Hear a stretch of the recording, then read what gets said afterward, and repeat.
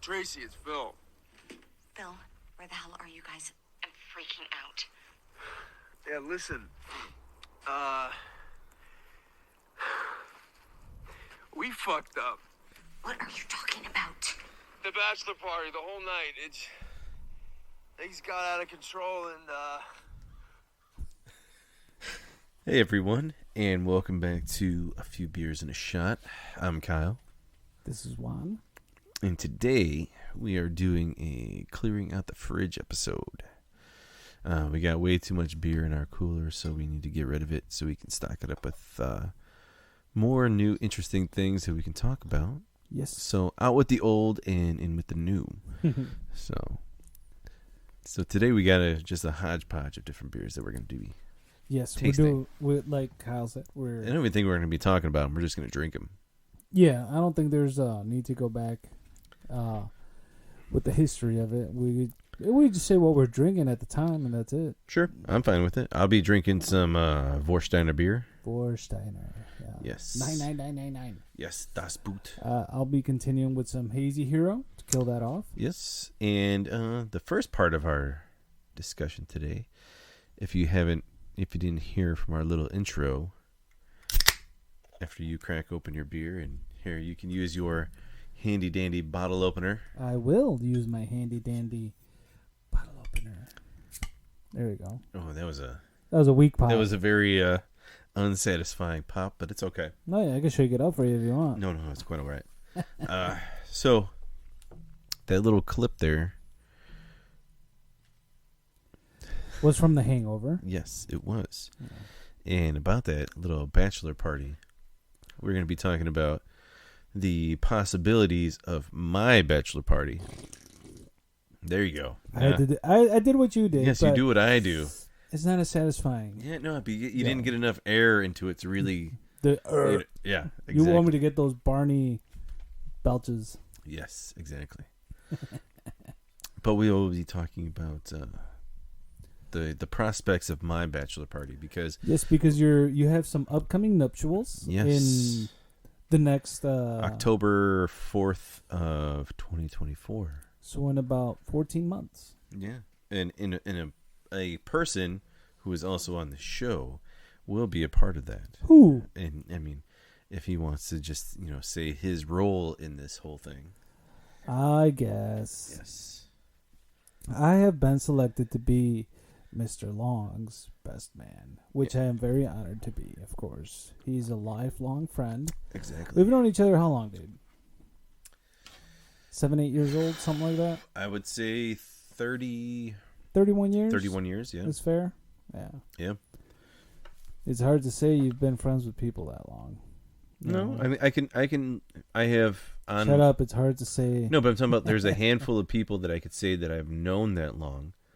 But then I can even subtract on that hand the people who I've kept in contact with that. Yeah, that's true. Because I mean, we have, and we bring him up in our podcast, from time to time again. Matt, out in California.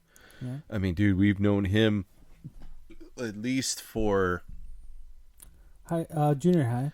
25 years at least. 25, almost 30 years. Yeah. A little bit less than 30 years. No, but I mean, but still, Phil. But I'm talking about that's a long time. Yeah, that is. We've known Phil that we've talked about on the podcast for 30 years. Mm-hmm. Yeah. I brought up Aaron.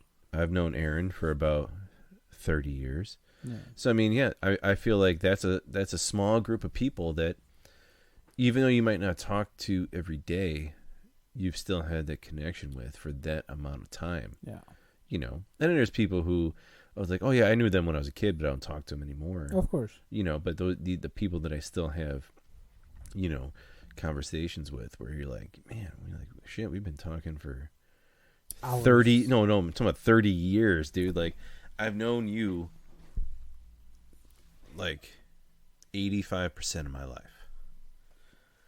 True. And it's a crazy thing to fathom when you really think about it. Yeah. You've known these, and you moved away, mm-hmm. and then you did your own life for however many years, and I did my own, and then you had, you started your thing. I had a whole family of my own while you weren't here, and you were doing your thing, and then we all came back together. Yeah, and it felt You like know. and it came right into sync. Yeah, and it was like you never left. Yeah, You know. it's crazy. Yeah. That's how you know you're tight with people. Yep. And, And- I saw a post from he's a guy from my town. He's a celebrity, if you want to call him that. But he's actually on a reality show right now. But I Jesus. saw this. No, I mean I'm not a huge fan of his. I actually told my wife I don't really like him because some of the like shows he had were kind of degrading, which is kind of what they do. There's a couple, but like behind the scenes, the dude's like really authentic, which I'm like respect because the dude talks shit and he's like, I saw this post where he's like, the people you talk to that you can talk shit to and you could bullshit with, and go on, and you could rip on them and they could rip on you and you both laugh about it and you just go on and you talk about non-consequential shit and you could just talk about that shit. Mm-hmm. Those are the people you want in your life because they Oh, yeah. make you laugh, you make them laugh, and you know you're having a good time. Yeah. And I was like, that shit hit home with Well, me. like there was one thing I've been trying to explain to my boys as they get older, and you know, Braxton's in his pre-teens. He'll be a teenager next year, and he's worried about making friends and having all these friends and all this other kind of stuff. And I told him, like, look, dude, I'm like the reality of it is, I'm like, there's people out there that have millions, like hundreds of friends, or they're friends with everybody, but then they're really friends with nobody. Yeah. They're just in the business of making friends. Yeah. I'm like, growing up, I'm like, I had 4 friends growing up, really. I had you, I had Phil, I had Aaron, and I had Myron. Yeah. Those were my 4 friends really growing up. You know, like, and I talked to other people, and, you know, I'd hang out with other people, but, like, they weren't, like, your friends. Like, Yeah. you know, at the end of the day, when you really needed to call somebody because you needed help, like, your list really shortens on who you can call. Yeah. You know, and I try to explain that to them. And it's hard to explain that to somebody who's going through the change of life Yeah. from being a kid to a pre-adult to then adult, to where it's like, dude, don't worry about these kids who come and go in your life who aren't your real friends. Like, you will find who your real friends are. Like, it took me, I don't know, to find out who my real friends were, like actual real friends, like at the end of the day, once the cuts were made and like, all right, you know, these are the people I can count on. I'm like, dude, I was probably like 32 years old when you really found out, like, yeah, these are the people who are going to be who are going to be there for me at the end, you know, like, you know, and I told them that, and I told them, like, don't get discouraged about it. Like, that's just how it goes. I'm like, you get older and people change, and you'll see that there are people that you want in your life because of the impact that they make on your life. Right. If somebody makes a negative impact on your life, you don't want those people in your life. Yeah. You only want to be around the people who, one, are on the same wavelength as you of your life, and 2, people who will make you become a better person because you need to live up to that expectation that you want to live up to. Yeah, you know, and that's what, like, those are the couple of the biggest things that I've been trying to instill in them. And another, like, a couple other things that I've been doing is like I listened to this guru. His name is Mike Barron, really cool dude. And he comes and he had like the top 25 things that most successful people think about or go, you know, like ideas that they have. 7 steps and all that. Yeah, and one of the things is, like, you know, in order to be successful, you don't make excuses. You find solutions to problems. I live by that. Like, so that, you know, like, so that's one thing that I've been instilling in the boys. It's like, you know, when an argument happens or something goes on, I'm like, okay, what's your solution to this? And they start saying this. Then I'm like, no, you're making excuses. Yeah. I'm like, you want to be successful, right? I'm like, yeah. I'm like, okay, then give me a solution, not an excuse. Exactly. You know, and then, you know, little fights that they get in with their friends. I'm like, all right, are these people who are making your life better or worse? And I know they're kids, you know, but still, I want them to have the kind of mindset at that early age. Like, look, if these kids are doing nothing but, making fun of you or making you feel bad or wanting you to be a part of something where you make fun of somebody, I'm like, that's not an effective way to be. I'm like, you're not a bully. Yeah. So don't think like a bully. I'm like, you need to be around people who are going to make your life better. I'm like, there are kids out there who want positive things and are looking for positive things. Yeah. I'm like, and that's the kind of thing you got to think about. That brings me back to, I don't know if you remember the book we had to, I don't know if we had to read it in grammar school or not, but there was a really popular book called Freak the Mighty. You remember that? Yeah, we didn't have to read that though. Yeah. But that was like a really powerful book because you got this guy who's like brawn. He's huge, not that smart, but the bullies wanted him on their side because he was muscle. And he ends up befriending his neighbor who's like a kid who's, got disabilities and anything, but he's fucking genius. Mm-hmm. And, Freak the Mighty, because, like, brawn plus brain. Yep. Kind of thing. And, it's sort of those things that stick with you, because, like you got the kids. I mean, I'm sure it's much more, you know much more about it than I do, but, like, I've dealt with my godson, my nieces. One of them's in high school now. The other one's in junior high. My godson's in elementary. But they'll sometimes voice their issues. And, like, for example, my goddaughter, she's actually my goddaughter. I forgot about that. But, she's my niece. She's my brother's daughter. But, like, she's like, oh, it's because, she grew up with these two kids who live one next door and one behind the house, and they've been best friends. She's like, I'm going here, and we're all gonna make new friends. I'm like, the last thing you need to worry about is who your friends are in high school. I'm like, you need to focus on your future. Mm-hmm. I'm like, if you got these kids who are with you and they support you, and you're still on the same with, great. Yep, that is awesome. Like I told her, I was like, I have two of my best friends I grew up with. I have other friends in Mexico who I befriended, and I still talk to them. And I know it's kind of a shitty thing to say because you're supposed to count your best friends with one hand. I count them with both hands. Yeah. Because I have that many friends that I'm tight with that I know that if I have an issue, I could turn to one or the other, and I know who has their certain strengths. Yeah. Which is good. And they're not like you all have different fields, my godson, I remember this is a couple years ago, which is kind of a funny story because he told me, he was like, there was a kid who was kind of bullying him, and this is like almost like kindergarten shit. And he's telling me, he's like, oh, this kid, he does this, and I'm like, well, here's what you do: you tell him to stop. And he's like, but what if he doesn't stop? I'm like, then you tell him to stop again, but you say it with an angry voice. Yeah. I was like, well, what if he doesn't stop then? I'm like, if he doesn't stop and he sees you're angry, then you punch him in the fucking head. I'm like, if that's what it takes to get that kid in line, that's what it does. And I might have been wrong, but after that, he never came to me with a problem. Yeah.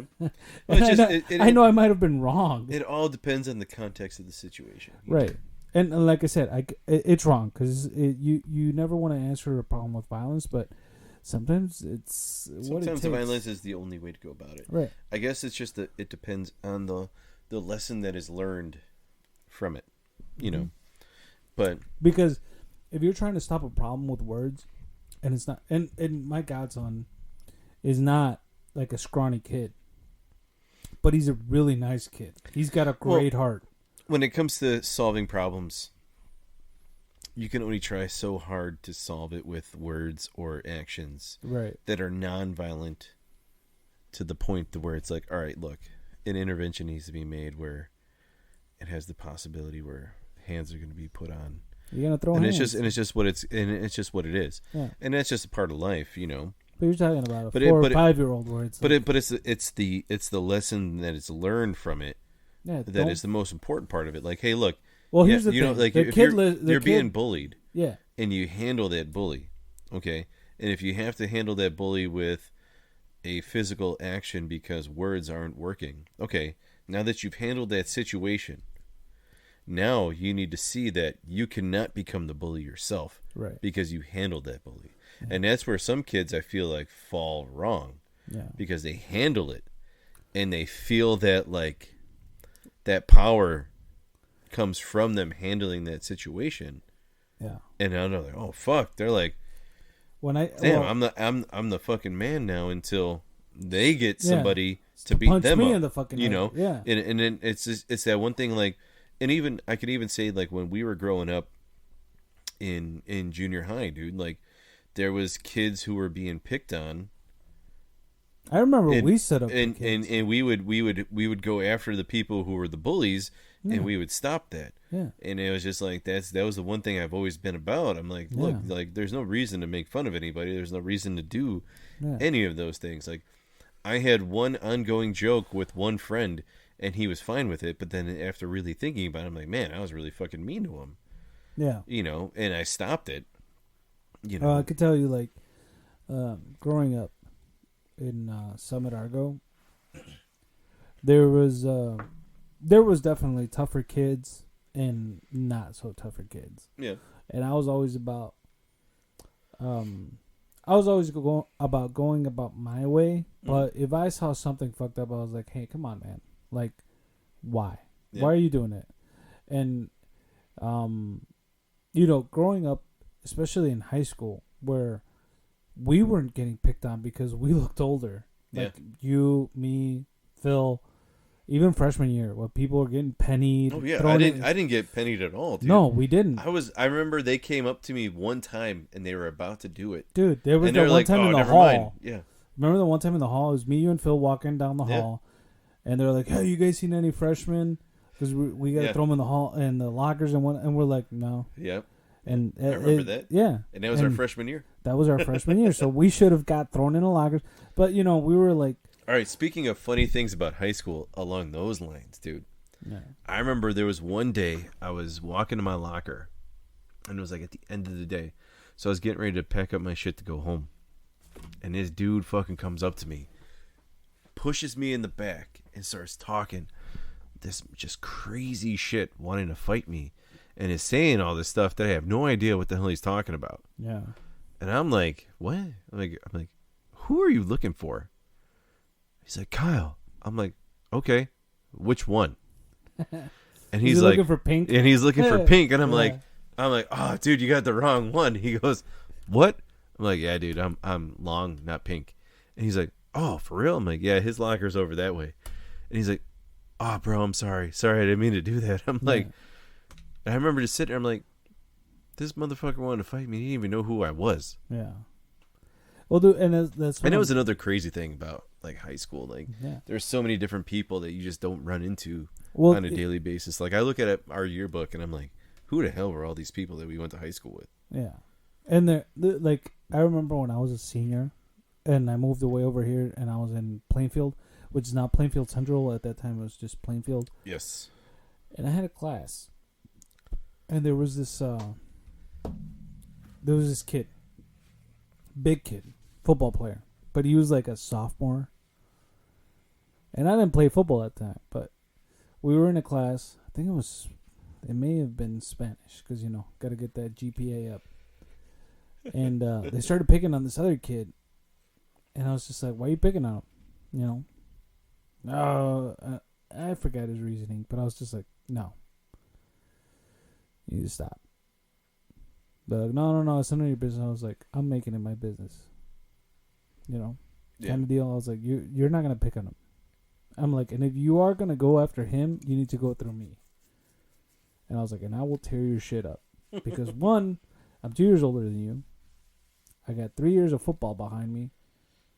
And we'll see how this goes. You may be bigger, but you're not tougher." And it sounds like a silly thing to say, but it's true. Experience. Like right now, if some 18-year-old high schooler came up to me and they could be ripped as shit and they could be like, "I'm going to fuck you up," I'll be like, "Well, we can see. You can try." Experience comes a long way. Yeah, I don't know. He might whip your Nah, dude. depending on how big he is. Well, if he's you're talking about an he's- Arnold, If he's like 6'3", 250, and he's saying shit, I'm like, yeah, he's probably gonna whip your ass, dude. nah, dude. Those kids don't know. Kids nowadays, they could think they're so tough, I but don't know, man. think about it. You know where the fucking points are to fucking take a man down. Yes, but I know my limits. Yeah, I And know when my I'd be limits like- too. And then I'd be like, Dude, I've seen. hang on one second. And when they turn around, I fucking throw a brick at them or something to distract them. Really? You would throw a brick at him? Yeah, you gotta do your old man thing to get the fucking leverage, dude. Fuck it. Old man Kyle. Throwing Yes. bricks at fucking teenagers. Hey, if he wants to fight and there's a point. No, to it. but you know the things about, like, dude, I'll fucking punch you in the throat, solar plex. Yeah. I'll fucking throw your knee out. Yeah. You know, I'll fucking kick your ankle the other way. Shit like that. You know that stuff now that you. Well, didn't yeah, I know that stuff, but Yeah, now some you didn't know. You didn't. some fucking 18-year-old kids are just cornbread fucking country strong that you ain't gonna be able to handle, dude. I don't know. I mean, it's No. not like I'm gonna go out looking for an 18-year-old fucking brick house to fight. Dude, I was in a class where this dude was, let's see, he was probably about like 27, 28. Okay, so you're talking about a guy who's got some history, though. All right, so but here's the thing, dude. Like, we were in an instructor class for jiu-jitsu. Okay, so there's like 110 of us in this class for it to be an instructor. And part of at the end of the day, we had a drill where there was half of the class ran around in a circle, and then the other half of the class laid down on the ground. And then when they said go, you would go to somebody, and you'd have to do a move to get out of it. You'd either do a move as the person on the ground or the person on top. So we're doing our exercises, and we're going through it. In the last like 15 minutes, we did this. So you'd go through quite a few people, and you'd be fucking spent. Yeah. So I'm on the ground, and they're running around, and they say go, and this big fucking cornbread fed Iowa backwoods monster fucking comes running towards me. Okay, he's like 6'3", almost 300 pounds of muscle. Talk about children of the corn, huh? Comes running towards me for me to do a jiu-jitsu move. I pretend to get my gun out of my holster, and I go bam, bam, bam, bam, bam. And he's standing over. He goes, "What did you do?" And I'm like, "Asshole! If you try to get on top of me, I'm shooting your ass." Yeah. So there ain't no jujitsu in this. You're just gonna get shot. And he just looked at me. He goes, "Fair enough." He's like, "Well, yeah, I have no comeback on." And he went and he just ran away. I'm like, yeah, because that's what I would do. Yeah. But it's just funny. But you're talking about like high school brawling, dude. But still, yeah. Like, no, I get what you're saying. I'm just saying, like, you had, history behind you. Yeah. And knowledge, and so did this kid. Because you're not talking about an 18-year-old. Like, if we're picking fights with 18-year-olds, we got to really, really rethink our lives, dude. I'm not talking about picking fights with 18-year-olds, dude. I'm talking about I was 16, even though 17, and this kid was 15. I do have to pick fights with 18-year-olds from time and time again, and it's not fun. Yeah, because it's fucking annoying. Yeah, they just need to shut up and learn their place and not do stupid shit. But that's a whole nother topic for another day. You got to think about it. When you were, I don't know about you. Okay, but here, my job is a exception to the rule. Yeah, exactly. Okay, so going back to what I was saying is extrapolate that from regular life. Yeah. So going back to what I was saying is, you as a, 18-year-old. Did you think you could take the world on? I did. Because I was like, you're at the prime, dude. Or you feel like you're at your prime. You're like, I could take the world on. I had so much going on, dude, that I didn't even think about it. And actually, I just brought this up with the boys the other day. Because I brought it up from the time that I was 13. So when I was 13 years old, up and through high school, even to college, how many fucking jobs and responsibilities I had. I didn't have time to do that kind of stuff, dude. Like, Griffin was born. Yeah. So I was taking care of him. I had 2 jobs. Plus I was in football in 8th grade, freshman year, sophomore year until I got hurt. I played baseball. Yeah, I was doing a lot of stuff, to where I'm like, yeah, I didn't have time to, I still had a little bit of downtime to do the stupid shit. Yeah. But I didn't have as much time to do the whole I could take on the world type thing. Because, by the end of the day, I had to go fucking babysit my nephew so my sister could go to school, and I'm 14 years old, changing diapers, feeding a baby, burping a baby. I remember I was there helping you half the time. But I'm saying, I'm doing all this stuff, and it's just like I try to tell the boys, I'm like, dude, like I'm asking you to throw away shit and take out the garbage and clean your room. Yeah. I'm like, look at what I had to do, and I listed this stuff. Well, And I'm like, my list was this long of the shit that I did to what I'm asking them to do, and I'm like, you got that old man syndrome. but I'm sitting there and like, I look at them, I'm like, so what I'm asking you to do, I'm like, is it really that much? Yeah. Like, clean up your room, throw your fucking garbage away, Yeah. and don't smell like ass. Like, if you need to shower, you shower, you put your dirty clothes in the hamper, you clean up your garbage, and you make sure that nothing fucking stinks. Yeah. It's not that much. I'm like, I'm not asking you to do any of the things that I did. No. No, and it's, I mean... Because, like, in high school, dude, I worked overnights and then fucking went to high school. Like, I did that. I remember that. Sophomore, junior, and senior year. Like, that's what I did. Yeah. No, I remember. Because you were the one friend who I was like, let's say, you're like, I gotta go to work. And I'm like, when are you not working? And it was the same thing with Phil. Yeah. Because I was the one guy who's always like focused. Well, I was focused on school. My parents were like, you can't get a job. You need to focus on school. So, at Argo, Phil had already moved away by sophomore year. So, you were the friend that was working. Mm-hmm. And then when I came out here senior year, Phil was working at the movie theater and going to school.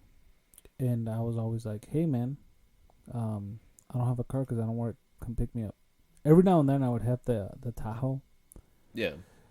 But that was like, I always used that to like, this is when I was back in the local band. I was like, I got a show. Can I use the truck?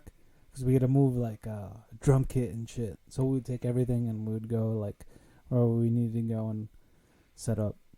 Which was a fun time. Oh, yeah, I know. I miss being in a band. It's fun. I was just like, even if you're just jamming the classics and you have people knowing the riffs and the drums and the bass, it's fun times, dude. Oh, I know. Yeah. I did it too. I know. Yeah, I know you did. We've never done it together though, which is weird. Yeah, I know. Like, we've never even jammed like two guitars and just play. Yeah, I know. Even though you're like, I got a good voice, and I'm like, me too. When I'm fucked up. No, we had those moments where we like. You would play and we would both sing, or like I would play, we would both sing. Yeah, but this is the one thing I could say you and Phil have in common is like, you're like, I can't sing unless I'm like, I have to like be like, I want to sing. Because if you don't want to sing, you don't sing. And Exactly. Phil's the same way. Yeah. Phil's like, I have to be in the mood to do it. yeah. And Phil's the same way because he's like one time we tried to jam and he was like, I got to go to the bathroom and try to tone. Yeah. And I was like, why? No, yeah, I have to be in the mood to do it. Yeah. I'm just like, I'm ready to go. If I sound like shit, I sound like shit. No, that's just one thing. Like, I just have to be in the mood to do it. If I don't feel like doing it, I'm just not gonna do it. Man. Yeah. I don't know. I guess that's just the way I am. I don't know. Can't get those falsettos. I don't know. No, it's not even that. I guess it's just being comfortable in the moment to be able to do it. Yeah. But we got kind of off tangent and stuff. So. This is the catching up episode, I know, but like we gotta talk about bachelor parties, dude. Bachelor party. Oh, I could tell you a story about a bachelor party. I don't want to hear about stories. I want to talk about my bachelor party. Let's talk about it. What do you want to do? What do you want to do? Tell me what you want. What I want to do is I want to go shark diving in Jupiter, Florida. Jupiter, Florida. Yeah, and the website is floridasharkdiving.com. And it's right there. I don't want you going to your fucking wedding with just one arm though. That's gonna suck. Oh, I want to miss a finger, dude, or two. No, like, I want to be able to punch one of these fucking sharks in the nose.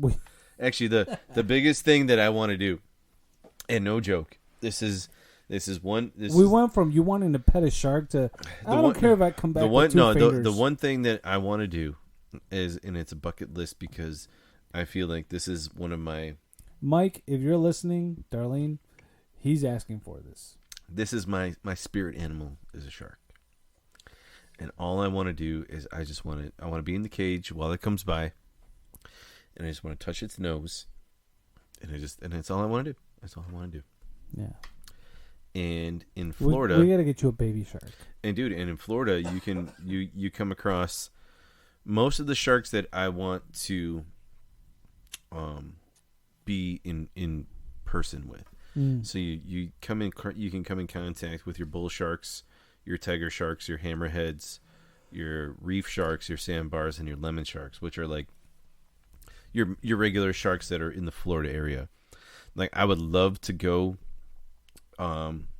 diving with great white sharks, but that is so few and far between, and how expensive that is. Yeah. You would pay thousands and thousands of dollars and not even see a shark. Yeah. And like there's no refund or anything Yeah. else. Like they tell you that. And I'm just like, well, fuck that. Like I don't want to spend 2 weeks out in the fucking Gulf of Mexico or on like what's the Baja California? What's that water like the Pacific Ocean, but what's the little like there's Baja California and Mexico. What's that body of water? Baja. The water though. It's Pacific Ocean. No, but there's the peninsula. There's the whatever that's called in between Baja California and Mexico, whatever that is. But like you spend like a week there, and you won't find shit, and they're just like, oh, okay, it cost you $2,000. It was nice to know you. Yeah. That Gulf of California. there you go. So you have like that whole area too. But if you go on the Florida side, you're at least going to be guaranteed to see something. Because all those species of sharks are always around there. Yeah. Well, And we'll be in a cage. All right. I'll go down with you in the cage. I'm Okay. not pinning a motherfucking thing. No, you would all be in a cage. It's everybody's in a cage. Dude, I got the VR and I've done the cage diving thing. I could put it on for you, and it's like No. that itself it won't is do like. it for me.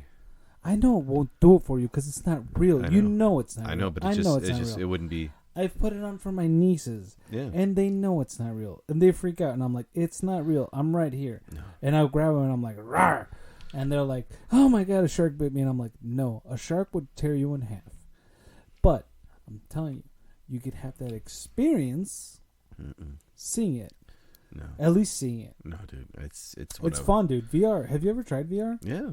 It's fun. I have VR at the house. Yeah, it's fun. Yeah, I know. But no, I want to.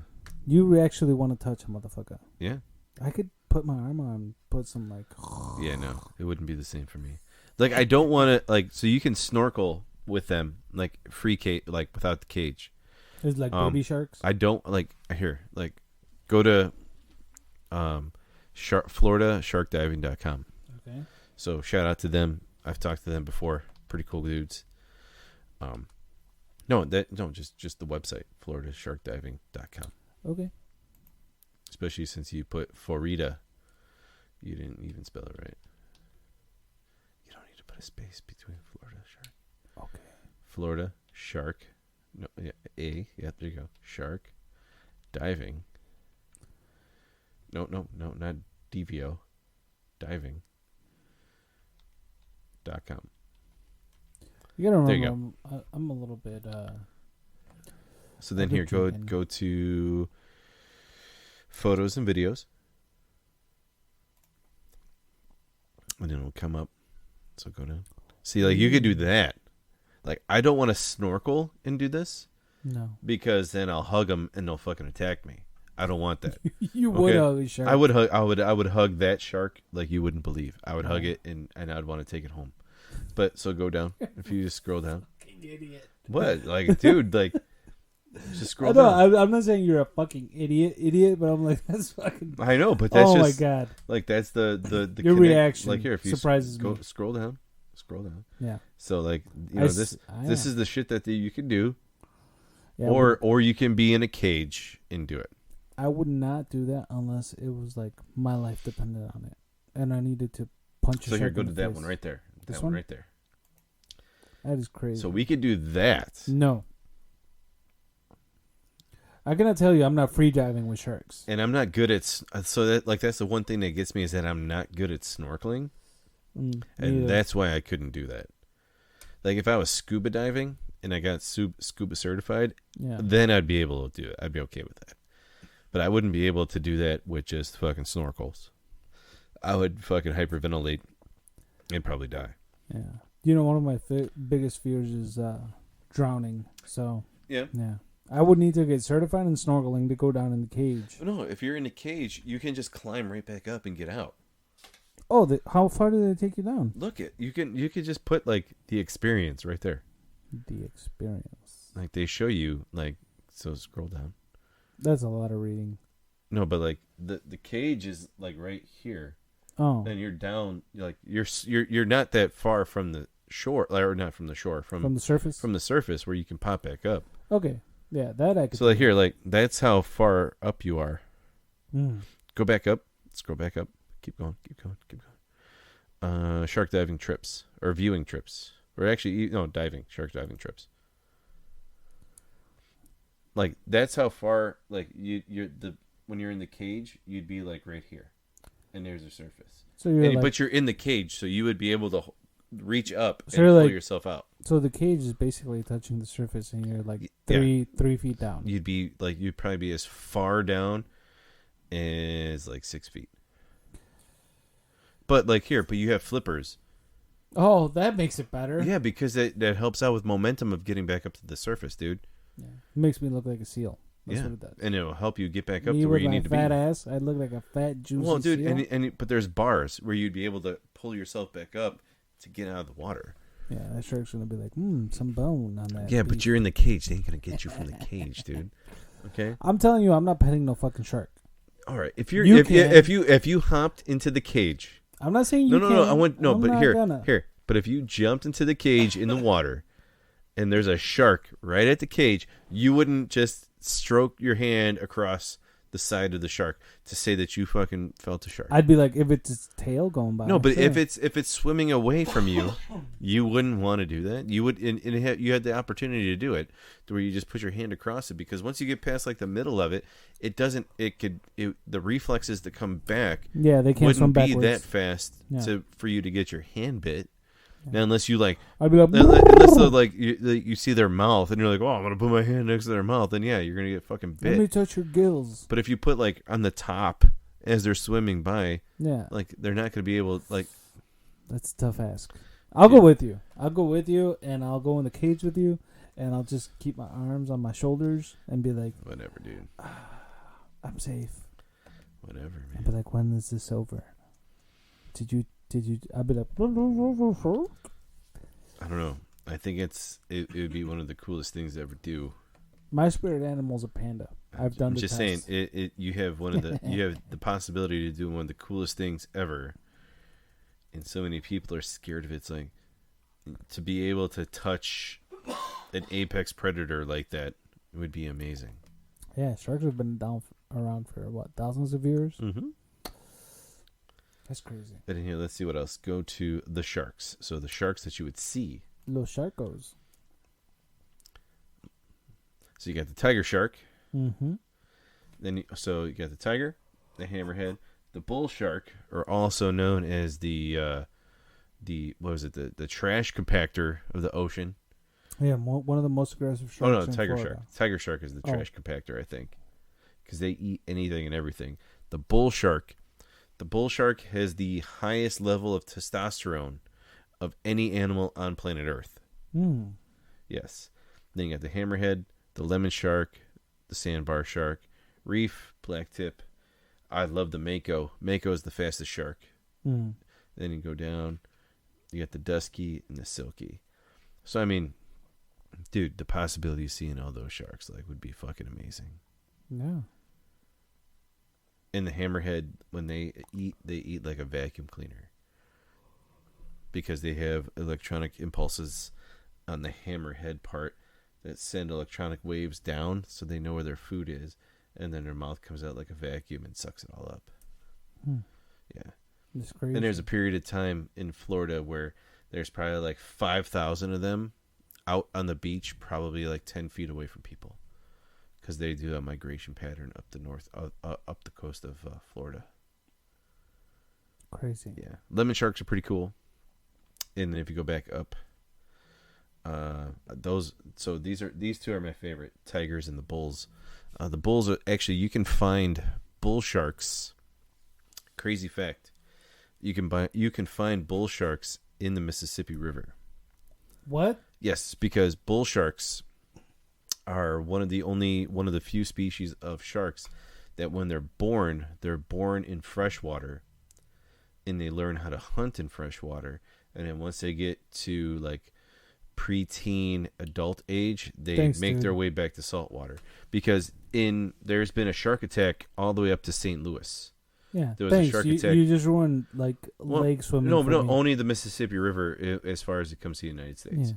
because the Mississippi River goes to the Gulf of Mexico. Mississippi River, a lot of lakes. But if you go, there's a spot in, I believe it was the University of Alabama. I've seen Sharknado, Lake Placid. I'm done with swimming in general. Thanks. Here I am trying to educate you a little bit on stuff. I'm only swimming in public pools now. Thanks. Whatever. It's not gonna hurt you. Nah, keep going.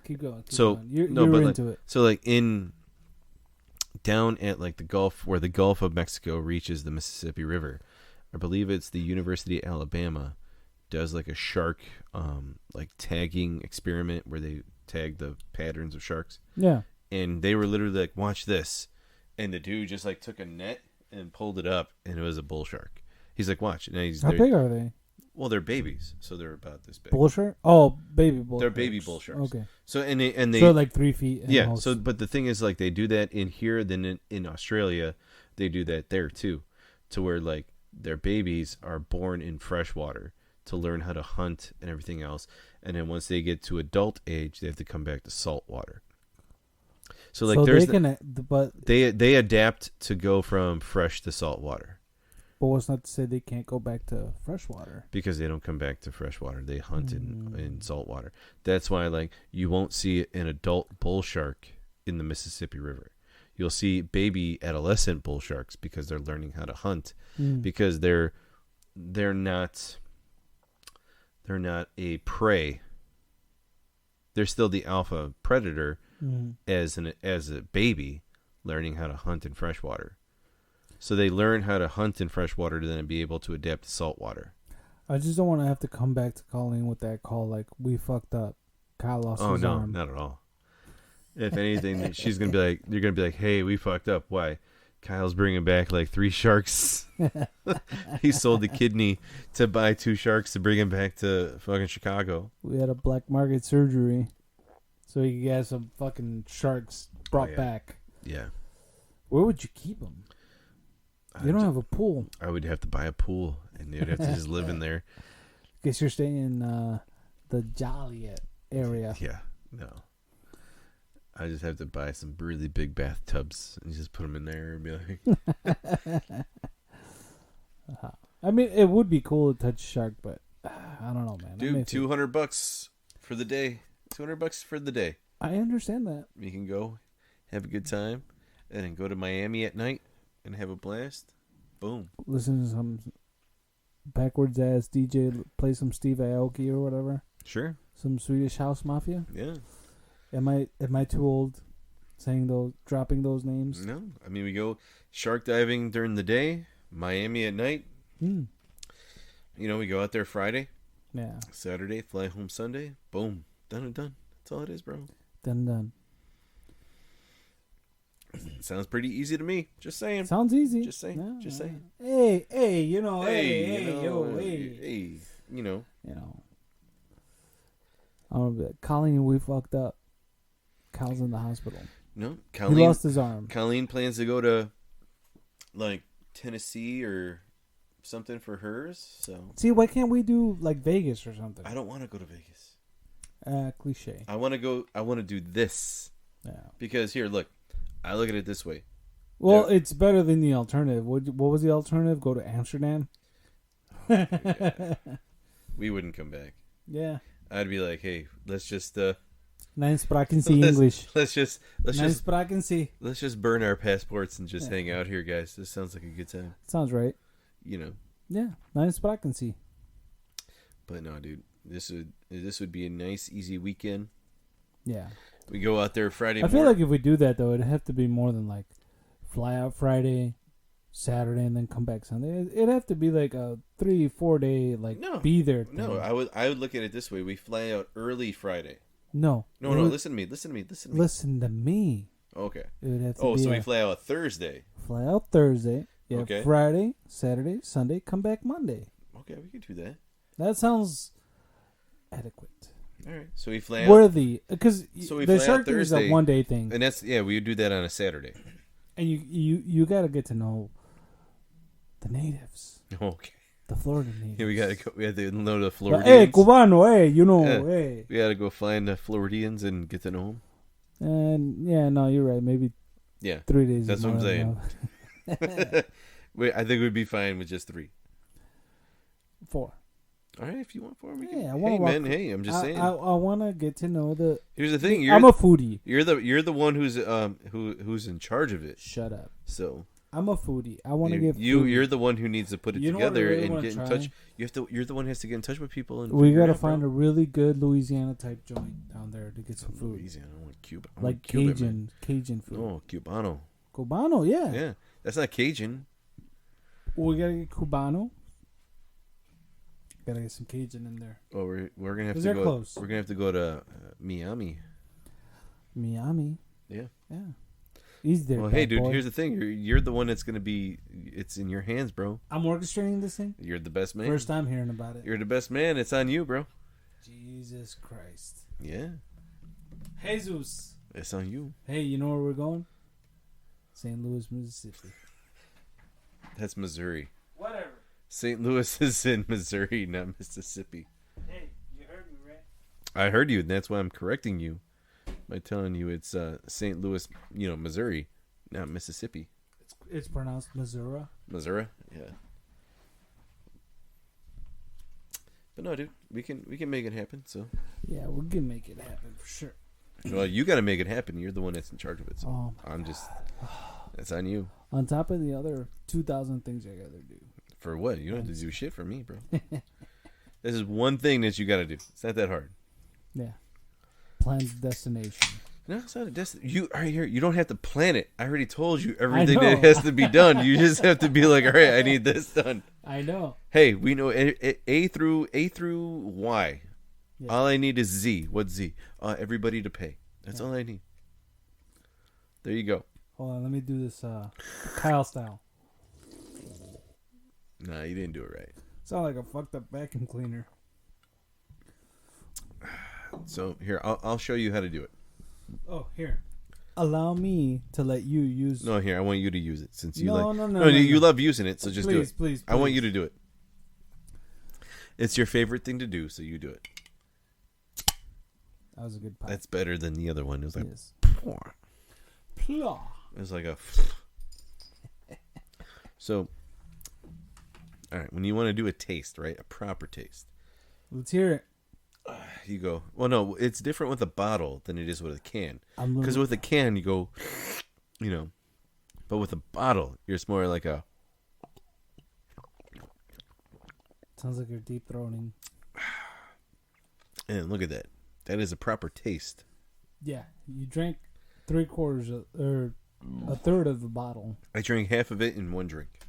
No, that's not half. It's about half because it was here to here. Yeah, but that's the slimmer part. So, Yeah. anyway, that's a third of the bottle at most. And when you're tasting it, I don't think you should. I don't think you should do that personally, because you're tasting it. You wanna. Oh, I taste enough of it though. You're gonna. Smell it. I taste it at least enough to get to the middle point where I'm like, all right, this tastes like shit. I don't want no more. And then I don't feel rude if I drank half of it and went like this, and he just walked away. Like a quinceañera. Yeah. You drink half of it and you just set it down for a second, like, oh, I really need to use the bathroom, and you just walk away and you just ignore it, and it's like it never existed. You know what's funny is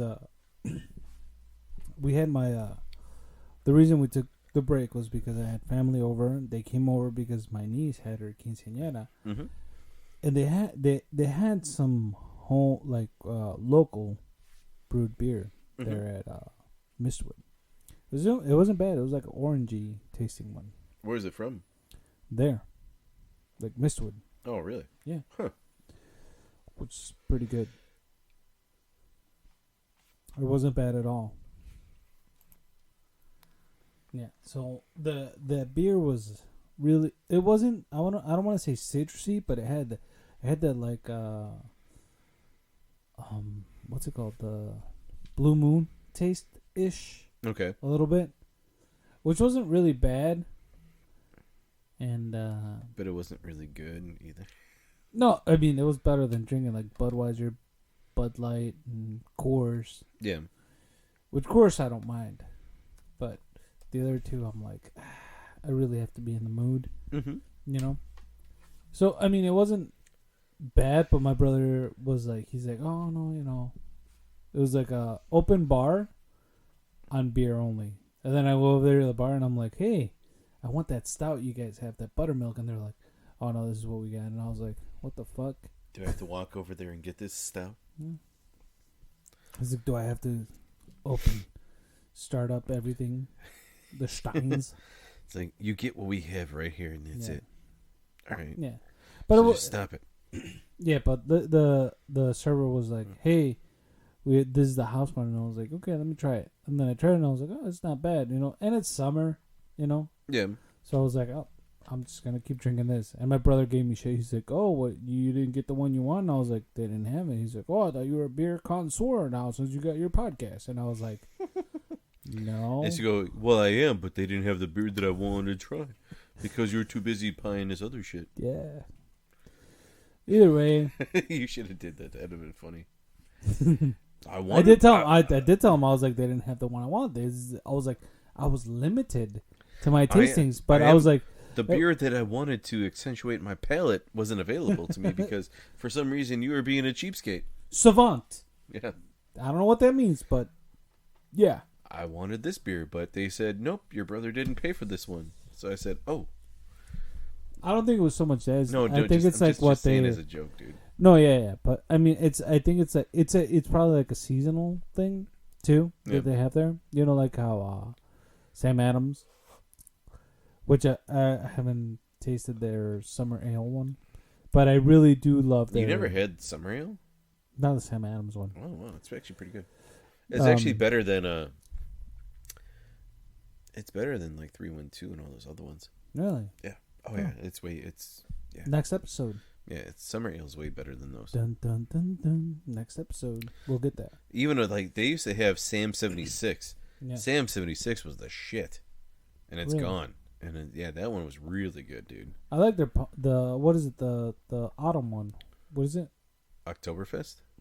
The Oktoberfest one, yeah. Yeah, Oktoberfest is good. And their winter one, I like those two. Winter ale. Yeah. Yeah, those are both pretty good. Well, no, but they had summer ale's pretty good, and then they don't have it anymore. But it was called Sam 76, and Sam 76 was really good.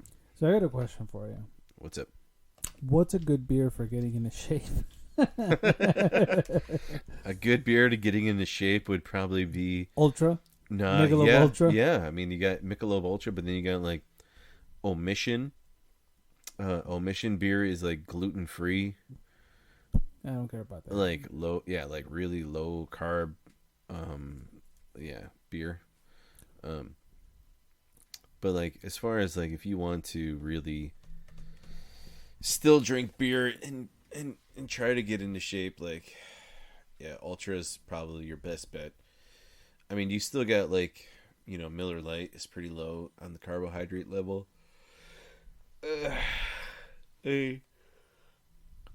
That's about it. I mean, even Coors Light is still pretty high. Because I mean, if you really wanted to still drink, if you really wanted to keep drinking, I gotta tell you, every time I've done a diet, I've never stopped drinking. No, but I'm talking about like as far as like what can help you, like drinking but still keeping low on the carbs, is the zero carb long drink. That already sounds nasty. No, it's the long drink, and it's a grapefruit with like gin type thing.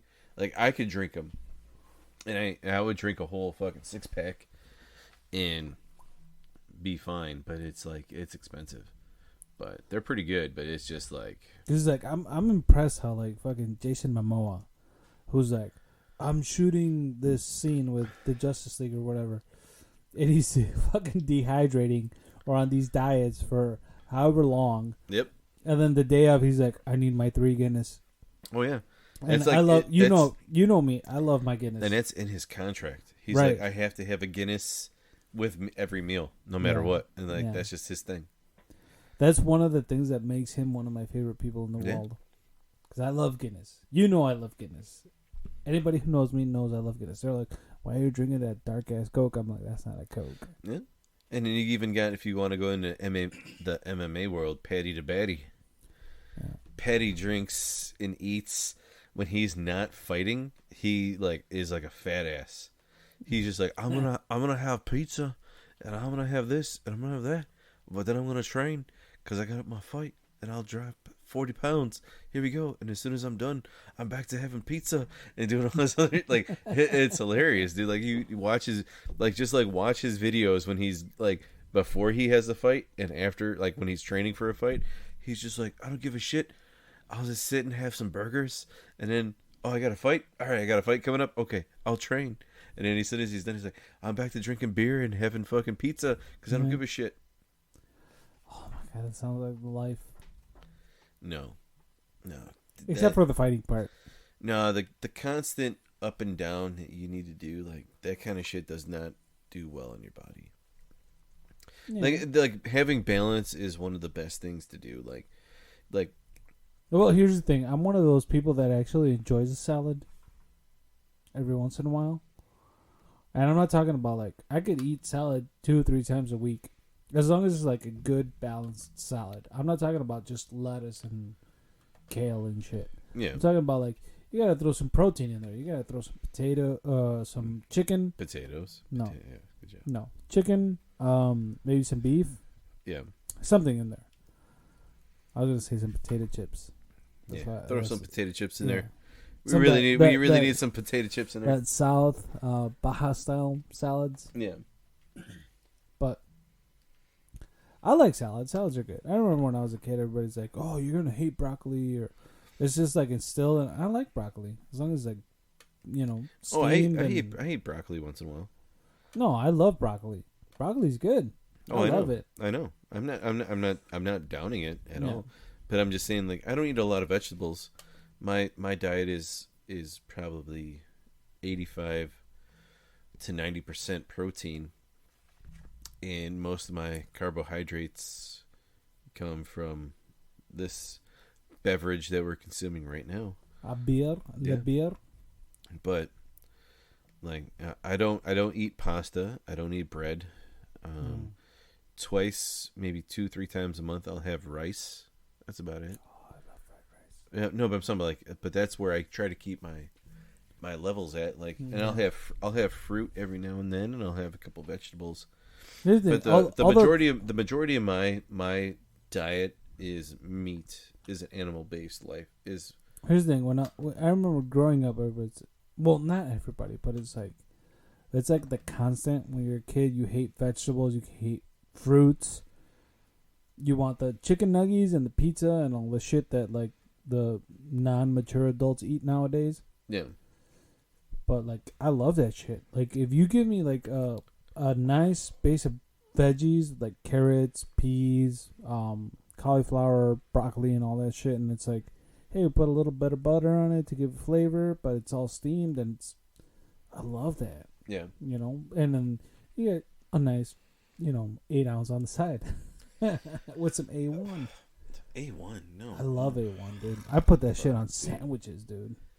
You just haven't had the right steak then. No, I've had steaks where I don't put anything on them because You don't put. you're right. You have a really good steak. You don't put anything on it. Yeah, you don't So want to fuck it sorry. up. That's like drinking a Blue Label and putting some fucking sparkling water on it. You're right. Yeah. But I'm saying, like, sometimes you're like, I want that kicker. Yeah, no. But not on a good quality steak, you would. No, of course You'd not. like, if you try to do that at a steakhouse, they'd be like, "Yeah, there's the fucking door," Like, if you and you're getting charged for it too. Have you been to Fago? Yeah. Man, you don't put shit on anything. They serve you. You eat it as is. We actually we have a $100 gift card to go there, Yeah. so it'll pay for us to go to dinner once. Mm. So Yeah. Fago, Oh yeah, the shit. Oh yeah, I like that. Whatever place. they bring you, I always just leave it open. I'm like, Oh yeah, me too. When I know it was a waste of time bringing Colleen there. When they came around twice and she's like, I'm full. I'm like, go to the salad bar. She's like, what? I'm like, I'm just gonna sit here and eat meat all night. So just. I made the mistake the first time I went there where I was like, And I ate like a shit ton of those cheese puff. no, not fucking only that, things, you too. go around, you're like, I'm gonna try to get a little bit of everything on the salad bar. Oh no. no, I didn't even get up and go. no. You just go sit down, water, Yeah, water and beef. meat. Yeah, Yes. water and meat, water and pork, water and chicken. I'm like, just keep it coming. Yep. Sometimes they bring shrimp. Yeah. I looked at her. I'm like, I'm not getting up. This is all I'm eating. She's like, you don't want a salad? I'm like, why would I get a salad? Yeah. No. Why would I get pasta? I don't give a shit The only about thing that I can stuff. say is when you get the cheese, that shit's good. Oh yeah, though I like the little cheese puff things that they give you in the beginning when you sit down. No, not only that, you go to the salad bar and Oh, I just know. grab the little slabs of cheese. Oh, I know. No. I would only eat the cheese like rolls. Yeah. There was like cheese puffs. I would only eat those because I'm like, all right, I'll have these until they come, and I'll be like, yeah, just keep going. And they're like, is this it? I'm like, nope, keep going. Keep going. You know what? Just leave the sword. But man, they don't even have. I'm looking at Sam Adams' website. They don't even have Sam 76 anymore. It's No. really disappointing because Sam 76 was good. Was it really heavy? No, it was light, dude. It was a really good light beer. But they do have another one that's really good that they have is a seasonal beer, and it's called Porch Rocker. Porch Rocker is the shit. Like I want to find that one, Yeah. and we need to do that one because that's one that I know you will like. And they have another one that's called Utopia. Utopia is about like $150 a bottle. Damn. Well, you drink it like cognac.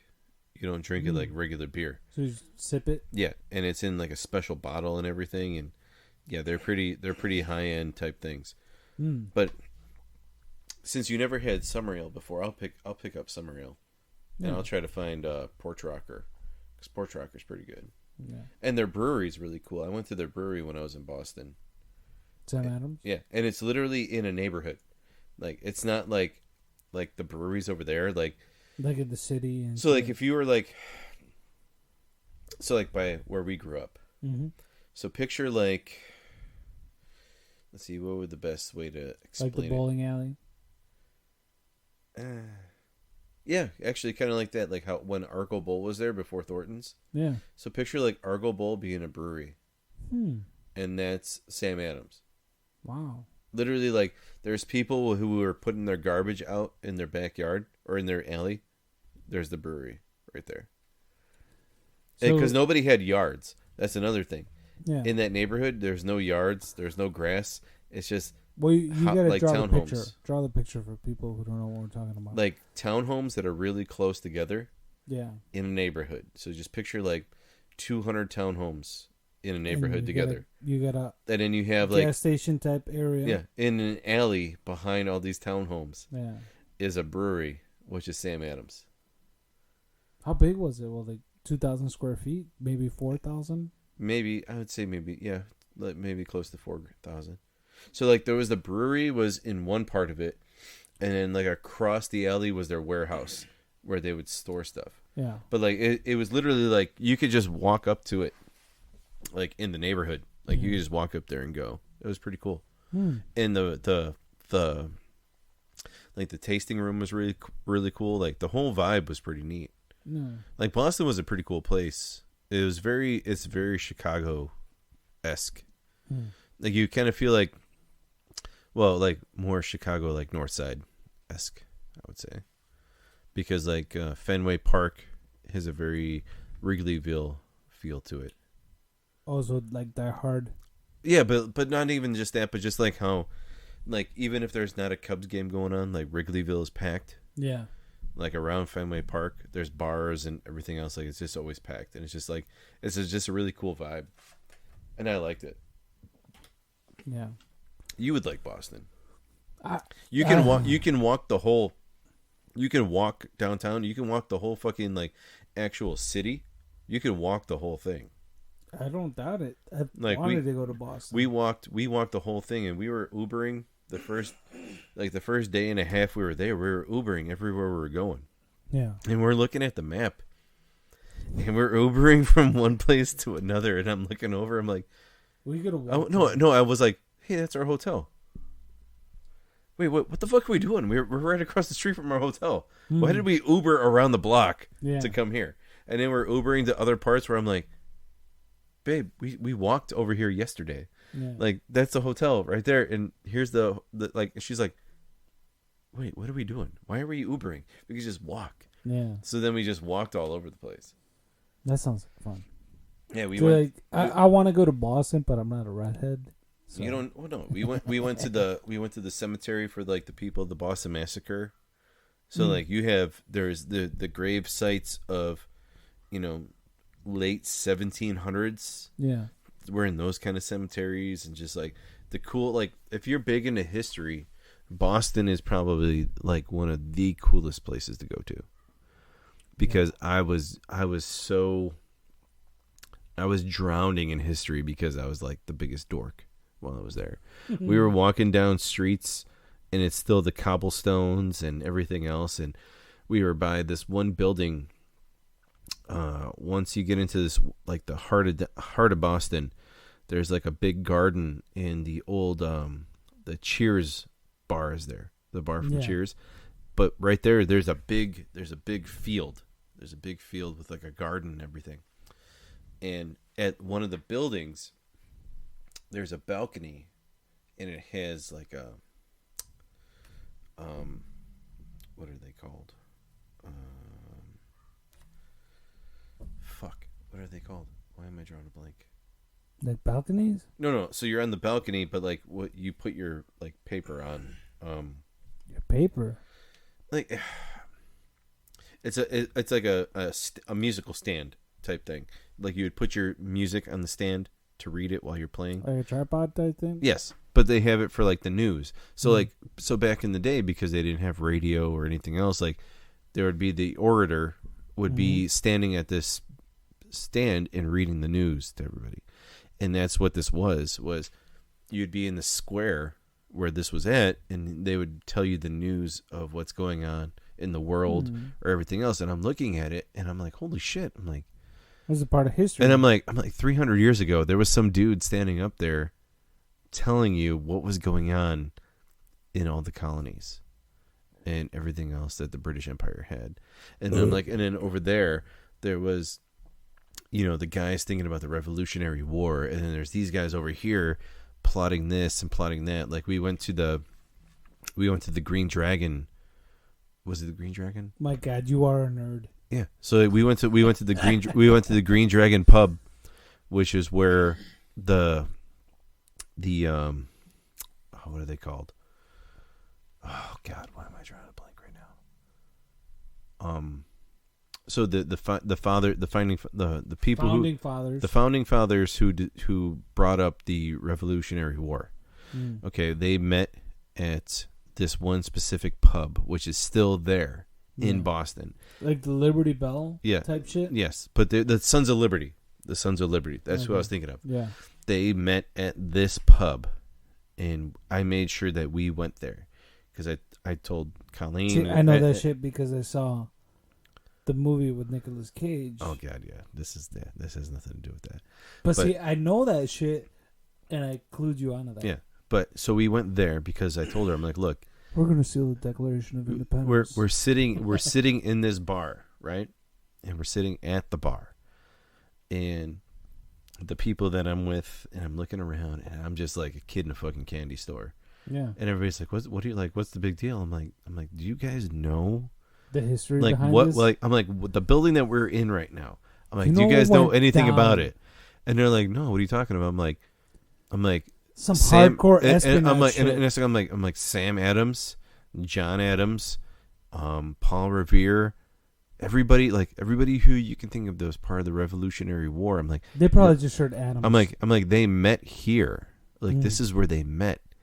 I'm like we're in a part of history. We're in where our country started. Yeah. I'm like, you guys have no idea. And then we would walk like down the street, and literally like 10 steps over and to the left is like the oldest pub in the United States. And it's another one. And you're like, holy shit, we're here. And everybody's like, yeah, what's the big deal? I'm like, dude, this is the oldest pub. I'm like, when they got kicked out of there, they would fucking come here. And I'm like, and then I'm like, look across the street. I'm like, all the fucking people got killed right there. Yeah. I'm like, we're in the midst of what became of our country. I'm like, we are walking in the steps Of our forefathers. of everybody who discovered our country and made our country what it is. Yeah. I'm like, you guys have no idea. Like, I was the biggest fucking dork while we were there the whole time. Like, I know everybody was mad at me because I'm just like, oh my God, I can't believe this. Like, we went past Paul Revere's house and I'm like, yeah, like this is crazy.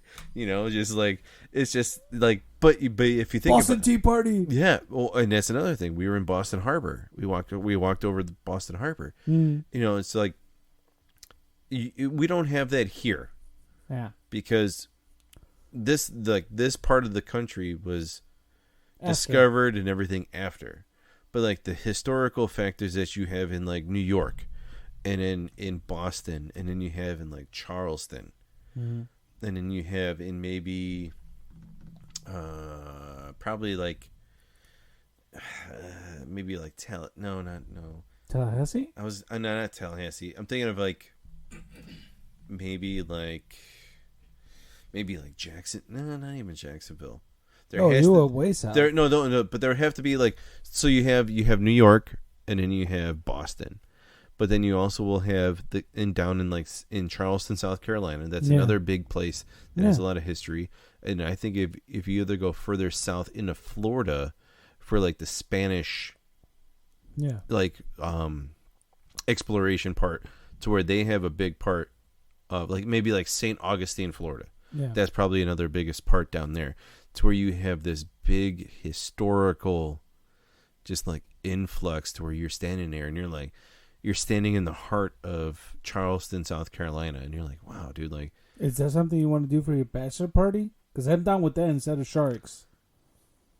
no, I still want to go shark diving. I'd love to go to Charleston, South Carolina, but not This for turned into a history episode not for my instead of not a for- fucking I know, bachelor party. not for my episode. bachelor party, but it's just like, but that's the thing to think about, like the history on that side of the country. It's like it's so crazy, but like being in Boston, you're overwhelmed with it. Oh yeah, You know, I believe that.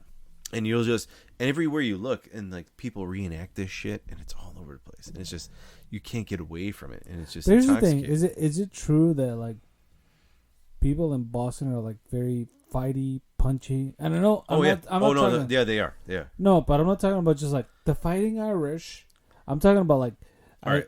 So I've seen The Departed, Yeah. which is Boston-based movie, but then I've also seen like Bill Burr specials where he's like, I've been to Boston, and because he's like a redhead, and he's like, I'm Boston driven and shit. So I broke up a fight Yeah. in Boston with Cam.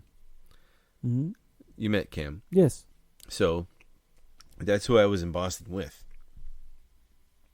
I'm standing outside the bar that we were at. Just standing outside just because I was, whatever was going on.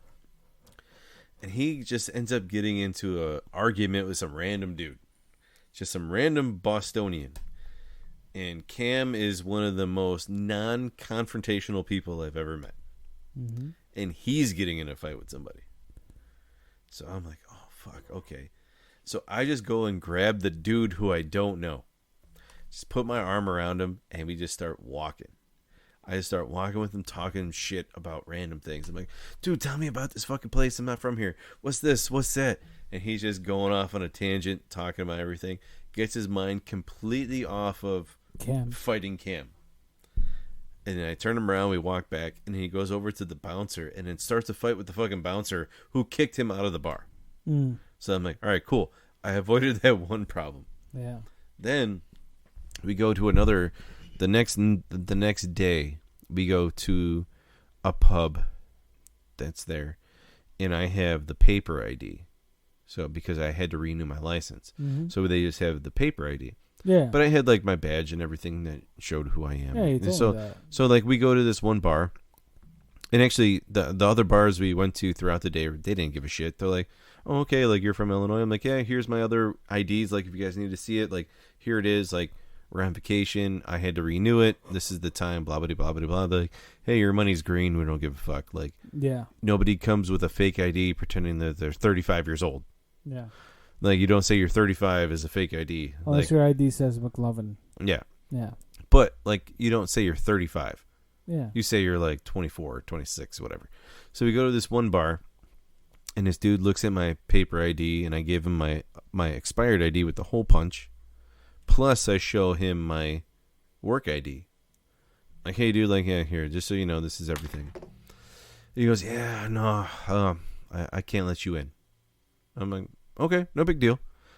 And I'm like, he's like, yeah, you know, with you being, you know, your job, you should know better. And I'm like, well, dude, this is what they give us in Illinois. Like, I can't do anything but what they give me, you know. Yeah. And he's like, yeah, you know, I just can't let you in. I'm like, okay, cool, no problem. You guys have a great day. And that's how I ended the conversation. And we leave the bar, and we're outside, and we're looking at where to go. Not saying anything else, not doing anything else, just saying, hey, you know what? Let's figure out where else to go. And as we're looking it up, the bouncer fucking turns around to the people inside the bar. Yeah, these fucking outsiders wanting to come here and do that. Like, starts talking mad shit over no reason whatsoever. Yeah. And like looking at us while we're saying it, I'm like, dude, like there's no big deal. You said no. I'm like, I don't care. I'm like, we will go to the bar right next door who let me in, because who's lying about being 35 years old? Yeah. Like, I'm not lying about it, and I have all this other proof that shows how old I am, and my money's working there. So they were just like, it was just so weird, dude. Like, and that was the only bar that we weren't allowed to go to on our trip, and it's just like, well, we don't give a shit. Like, you don't want us there, fine. We don't want to be there. Yeah. It was just so weird. That is weird. But definitely a place you need to check out. If we plan a trip, I'll go. I'm not going there with a non-white person. Come on, man. There's plenty of non-white people in Boston, bro. Yeah, but you always got to have that ace in your back pocket. Oh, whatever. You know I keep you around for that. Yeah, whatever. Keep me around to keep you out of trouble. Yeah, that's exactly what I do. Oh, Sam Adams has a variety pack called Game Day Beers. Game Day Beers? Yes, Game Day Beers with Cold Snap, Alpine. Ooh, That's the one I Ooh, like. Alpine That's- Lager. Now that sounds good.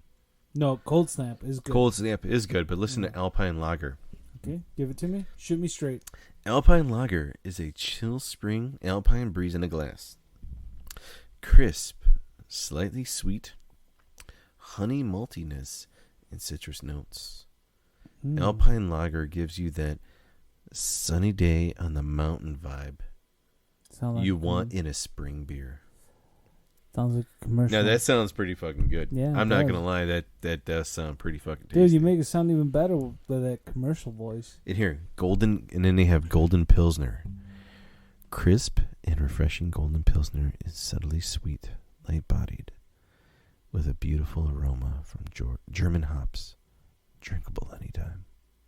German hops, drinkable anytime. Yes, and then the good old Boston Lager. Dude, you got the commercial voice where you're like, I see the mountains. Yes, I know. Here, The, here. Listen down here. Here's the best backdrop. You got downtown Boston, fucking Red Sox game going on. We're gonna fuck Wait, you no, up. no. Listen. There's a Red Sox game going on. Okay. Dropkick Murphys are in the background. Boston Lager, complex yet balanced with a smooth, crisp finish and a subtle bitterness. No, Boston Lager is the brew that helps spark the craft brew revolution. And then, as I say revolution, home run over the Green Monster. dude. Yes, You had, everything was, and then the Patriots, everything. and then the Patriots score a touchdown, and it's just like, it's just, and then the Bruins score a power play and the goal. Patriots win the Super Bowl. Yes, Dude, you have a whole big explosion of Bostonness going on, just like, just if Peter North was Boston right now, it'd just be like, I don't know if you noticed it, but you're just like the Boston. You did the Boston. yeah, because you go Boston Lager. Yeah, but then you went back to the crisp, sound, and smooth. You got to be able to switch it up on a fucking whim, yeah. But you got to be the crisp, small Boston smoothness. And they when you actually- hit that homer over the dude. Green Monster. And actually, their beers actually do look pretty fucking good in the glass. Oh, too. I bet. But you went full like. And they actually, so they have their own beer that's made in Boston. I think it's called Red Brick, and it's only made in Boston. That one's really good too. We gotta get our hands on that. Yeah, you can only get it like on tap in bars in Boston. Oh, I'm sure you get like a couple. Of No, six-packs no, to go. it's only made for bars in Boston. like tap. Yeah, Tap. yes, you have to be a bar in Boston in order to have it. But dude, you just went Boston, and then you went like crisp. Yeah, you gotta be able to switch it back. Dude, you went forth, from man. Boston to commercial. I know. That That's- doesn't match. You know what it's called? That's called being able to, to change up on a whim. You got to be able to do it. No. Yeah, You just went like Boston pepper just like time. just like in The Departed when Yeah, when fucking Matt Damon was trying to sound like he wasn't from South Boston anymore. that was Leo. No, that was both of them because he did it too. And Okay, that's a whole other episode. Yeah, I'm just saying about The Departed, They which both we can do. They both did it because Well- they both had to pretend like they weren't from South Boston. No, You know? Leo was the one that couldn't. No, but also Matt Damon needed to do it because Southie. Matt Damon needed Leo Matt was. Damon needed to do it too because when he went and bought that condo and where he said he was from and he's like, "Oh, I'm a state trooper," he also needed to change his ways too. He needed to sound different than everybody else because But he was buying a condo. yeah. Fucking They Leo both- was doing. That's a whole other episode, Yeah. dude. The Departed. And episode coming Wahlberg knew because they both had to do it and he had to do it too. Yeah. But I swear to God, we're doing a whole nother episode on Departed. Oh yeah. But Leo was the Uh-huh. one that needed to be both in and out. Well, all right. So, all right. When But I it comes understand what you're saying. when it about comes to Leonardo DiCaprio's character in The Empi- Departed. Empires are rising and falling every day. No, in yeah, America. but when it comes to his character in particular, his life dictated the fact that he would never be a traditional statey Yeah. because of who his dad was and everything else. So he had to live those double lives of being on the shore with his mom and then being in South Boston with his dad. Yeah. And then he grew up around those people who were Jack Nicholson. You Yeah. know, then those people. A And it- Southie. yes, but then when you get to Matt Damon's character, who they didn't really cover as much as being the other part of The where double he agent. no, but like they didn't cover his growing up. But he had to have been a kid from South Boston who Jack Nicholson was like, "Hey, look, you're not going to be doing this, you're not going to be doing that. You're going to go to school, you're going to do everything you need to do, and we're going to make you the right way, and you're going to come up and you're going to be my inside guy." Yeah. So he had to live that double life, but he was trained to be that double life from the get-go.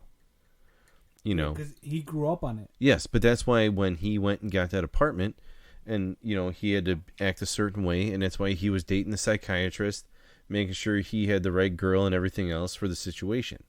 It was You all know, up front. Yeah, it was all planned and pre-orchestrated. So he knew how to play the game, but he also needed to do it just as much as Leonardo DiCaprio needed to do it. Well, that's Because the you don't thing. think that Matt Damon wanted to be his character, like that character didn't want to be just him. Yeah. Because I feel like at the end of it, he's like, "Fuck, I just want to be myself." Well, here's the thing. So we could definitely do a whole episode of The Departed because it's I want to say it's one of my favorite movies. I don't know about you. Yeah, well, and the thing is that both of those characters are the same fucking person. Yeah. It's just that one did one thing and one did the other. My favorite character was Mark Wahlberg. Oh yeah, because he saw through both of them. Yeah, because it was like he had been through that. Yeah. Before both of them. Mm-hmm. He's like, "Fuck you. You think you're Southie? I'll tell you Southie." Yeah. He's like, "You what? You going to quote me Shakespeare? I'll fart on that." The thing I didn't like was what's his name? Martin Sheen dying. I didn't like that. Yeah. Well, That was rough. That was rough on me. The way they did him too, that was kind of fucked up. throwing him off the roof. Oh, Yeah. dude. So we don't need to do another episode because you kind of just spoiled it, everything. How who? All right, if you were our age or up to like 25, if you haven't seen The Departed, I don't know what's wrong with you. I wouldn't say that, but it's definitely a movie that if you're in our age group, you need to check out. I'm sure most people in our age group have seen that movie. You'd be surprised, but it is definitely a movie worth watching. I would definitely give that. It's in my top 20 for sure. Oh yeah, Because I got a lot of other movies that, depending on the theme. yeah. I like mean, that's if- definitely in a top 20. category. Yeah, for sure. I mean, Because, like, for example, Gangs in New York, I like it, but it's not in my top 20. I didn't mind it, but that's not something I would watch again. It's entertaining to Like- watch it once or twice. Yeah. I'd rather watch The Departed, Oh, yeah. a few times. Or Goodfellas, something like that. Oh, dude, yeah. Yeah. Well, and that's another thing. Like, Goodfellas is a whole nother level. Yeah. Well, I'm talking Okay. about, like, Scorsese movies Yes, in general. but I'm talking about which like are very in-depth you have in their like, characters. but like Goodfellas is just such a. I mean, dude, it's just. yeah. Like, I know Goodfellas is one of those movies that you need to watch Yeah. just to be passed through human like It's a rite of life. You passage. you just have to watch it to watch it. Yeah. Like I know Colleen's never watched the whole fucking thing. Yeah, I'm like, and like she didn't pass the fucking test. She didn't fucking unlock the door for me Well, because that's I was Bronx, just like, well, hold on. The test, that's Bronx Tale. I know, but but it's all Is that intertwined, another man. movie she didn't Because watch? that's another one, Yeah. Yeah, the Bronx, like so here, like The Bronx Tale is the test. So you got the for Bronx Tale. our generation. So you have the Bronx Tale is one level. Yeah. Because that is based off of Chaz Palminteri's life. Yeah. Like that's his life. Mhm. And then you have after that would be Goodfellas, Yeah. which is based off of Henry Hill's life. Mm-hmm. Who was played by what the fuck is his name? Sonny. No, the guy who played Henry Hill. Why am I drawing a blank on his name right now? Can't think of his name. Hang on. Sonny was the gangster. Yeah, but Henry. So the main. Caladrio No. was the I'm talking about with Goodfellas. Oh, okay. Goodfellas. Oh, Ray was- Liotta. Yeah, Ray Liotta. Yeah. So like the character that Ray Liotta played, that was Yeah, who that how he focus got was. he had to narc Yeah. on everybody. So I mean, like, and that's a whole nother level. Yeah. I mean, and then you even have like going on a different level of mob type movies, like Carlito's Way. Oh yeah. Like that's a whole nother one. Like here, Carlito's I Way would is a rather fucking want classic. like, all right, like I don't understand why that is not in the same realm as Scarface. I don't like Scarface at all. I like Yeah. Carlito's Way is way better than Scarface to me. What's the thing? To me. It's because you got a fan base, dude. Yeah, Like, but- I got to break it to you down that way. You got a different fan base where people are like, Tony Montana was a badass. Yeah. He did things his way, and But it I'm- was my way or the highway, and he was ballsy. Yeah, And- but movie wise, dude, Carlito's Way is so much better than Scarface. I think we got to do an episode on classic movies, dude. Like Rite of Passage Or just movies. mob movies. Yeah, we could do that, or just Rite of Because like Passage movies. honestly, the one time I watched Scarface from beginning to end, I couldn't stand it. Like I didn't here's like the it. thing. I just didn't like it. I just didn't like it compared to what other Pacino movies that I've seen, like Son of a Woman. Well, no, Carlito's Way, Serpico. Serpico is probably one of his best movies he ever did, and that was when in like the 70s when he was portraying an undercover cop. Yeah. And that was probably one of the best movies that he ever did. And it like those movies are way better than Scarface. Dude, you like, even got like The Devil's Advocate. Which that was another one. Yeah. I remember Aaron saying, your sister was like, "Oh, you look at his fake ass teeth." Yeah, that was one thing that stood out to me over the years. That stood out. She's like, "Look at his fake ass teeth," and I was like, "Holy shit, you're right." But I never saw the appeal of Scarface. Yeah, we could do a classic movies episode. You know, like movies that are rite of passage. But that was just one like I've never seen. I never saw the appeal of Scarface. Because I could tell you. Like I liked a few parts where like he was hitting on fucking was it Kim Basinger? Yeah. And he's like, hey, you want to come with me? And she's like, oh, wait, in Scarface? Who's the chick that's in Scarface? Michelle Pfeiffer. Michelle Pfeiffer. Michelle Pfeiffer. And Catwoman. But he's like trying to act all fucking hard with her, and then he ends up being with her. Yeah. And then a big old fucking amount of coke on the desk, and say hello to my little friend. It's like, no, like, here's the thing. I know a lot of people that love Scarface because they're all like about that high energy narco shit. Yeah. And I'm just like, it just doesn't do it for me because it's very unreal.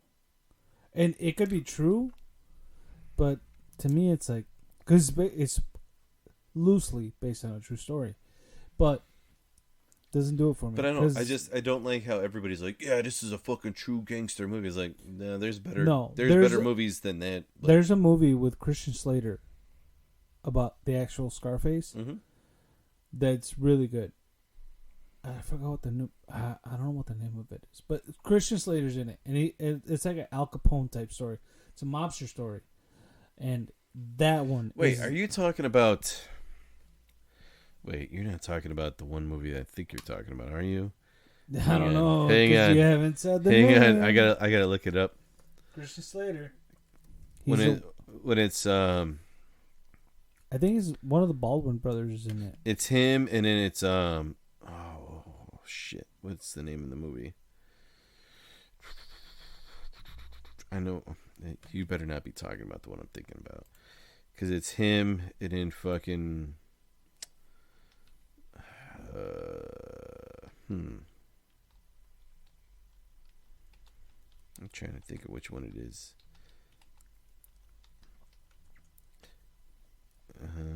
Mobsters. Yes, that's what I was thinking of. That's the one I'm talking about. Because it's him and in fucking... who else is in it? I don't know. You could just click on that one. Yeah. Let me just... Because then here, it'll go down here to cast, yeah.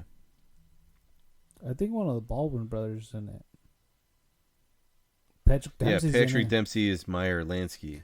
Richard Grieco is Bugsy Siegel. Chris Penn, who's always in like fucking mobster type movies. Didn't he just pass away not too long ago? Yeah, he's gone. Yeah, Laura Flynn Boyle was in it. Yeah.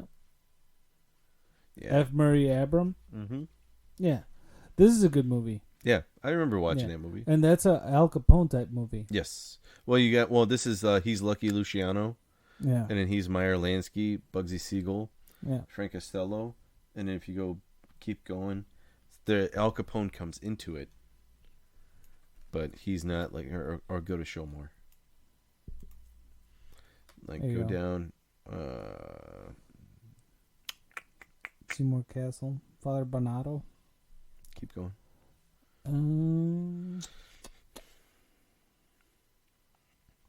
Yeah, this is like the construction of like the New York mob. Yeah. And then they moved to Chicago. Yeah. Well, this is like based on a true story Mm-hmm. type shit. That's a good movie. Like based on a true story, how shit actually went down. Yep. Yeah. Versus what you watch, like The Godfather and all those, which are fiction, loosely based Yep. on, but still good stories. But this one's pretty good. I like the oh shit, what was it called?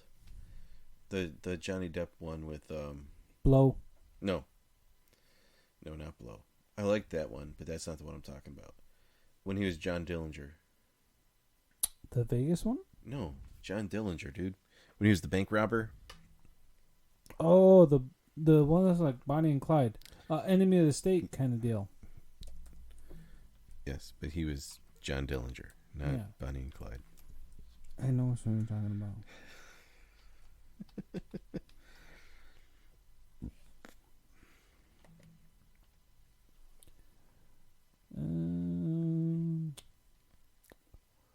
Show more. I know. I'm getting to it. I know it was like an Enemy of the State type movie. Keep going. Keep going.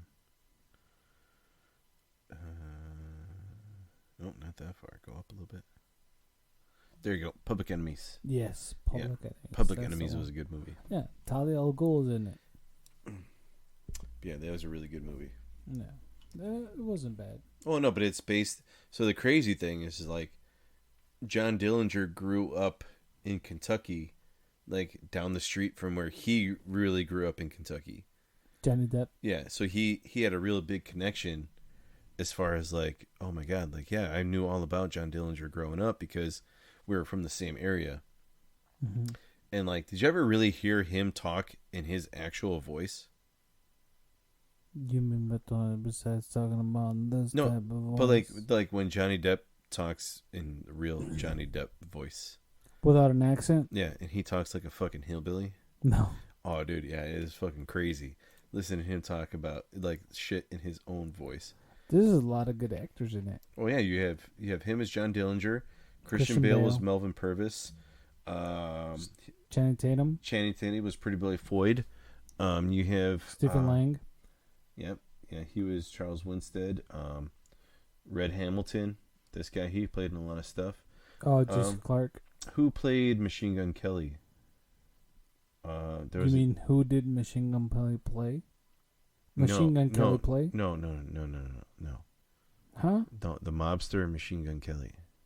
Oh, there's an actual gangster called Machine Gun Kelly? Yeah. I did not know that. Yeah. And the dude who's Machine Gun Kelly now needed to get permission to be called Machine Gun Kelly. Because Stephen Graham was Babyface Nelson. Mm-hmm. He played J. Edgar Hoover. Stephen Dorff. Yeah. Yeah, he was Homer Van Meter. I'm pretty sure, Rory Cochrane. He was another good dude. He was Agent Carter. Dominic Lombardozzi. That's another cool dude. He was in The Wire. Yeah. But yeah, go to Google and just put up Machine Gun Kelly, the mobster, which is a completely different dude than.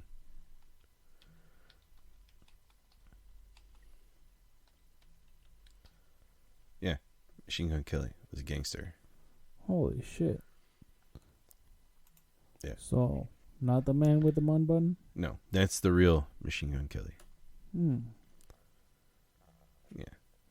He died in 1954. From Memphis, Tennessee. So yeah, that's the real Machine Gun Kelly. Holy shit. Look at that. You learn something new every day. Mm-hmm. George Machine Gun Kelly. Fuck that little wannabe rapper pop star. Yeah, because you have him and because they all had different, nicknames. Like Pretty Boy Floyd was one dude, him. And then John Dillinger, he had a nickname for a little bit too. They all had different things. So, but you didn't know that Machine Gun Kelly was a mobster, like the actual guy? No, I didn't know that. Yeah. Yeah, I knew that from the get-go. That's why I always thought it was funny when they're like, MGK. I'm like, what's MGK? And they're like, Machine Gun Kelly. I'm like, why are we talking about the mobster? Yeah. They're like, no, the rapper. I'm like, no, there's a mobster named And then he Machine got Gun destroyed Kelly. by Eminem. Yeah. So, By but Marshall yeah, Mathers. this dude was the the original Machine Gun Kelly. That's funny. Like a lot of people don't correlate what Eminem means. It's Marshall Mathers. It's M and M. Yeah. Marshall and Mathers. But Yeah, it doesn't really take a lot to put in there to figure yeah, it a out. lot of people don't do it. But yeah, Yeah, I'm pretty sure that the rapper MGK needed to ask permission from his family to be called Machine Gun Kelly. probably. And I think he had to pay a royalty or something to them. I don't know why, but yeah, there was something that I know. I could be wrong, but there was something I thought that he needed to ask permission to be called Machine Gun Kelly. Because MGK, the acronym, you probably don't need it, but No, but he was called Machine Gun Kelly. yeah. So yeah, I don't know if there is any. How you gonna call yourself after a machine gun wearing a man bun? Well, and you call yourself Machine Gun Kelly after a guy who literally used a machine gun. Yeah. Who looks way more intimidating than True. the guy True. who is now known as Machine Gun Kelly. Oh my god. Then he even put up like look up like Pretty Boy Floyd. That the guy that was the one that Easy, you might hear a rapper like that. there you go, right there. That's Pretty Boy Floyd right there. Oh, it's right there. Yeah, that's the guy that Channing Tatum played.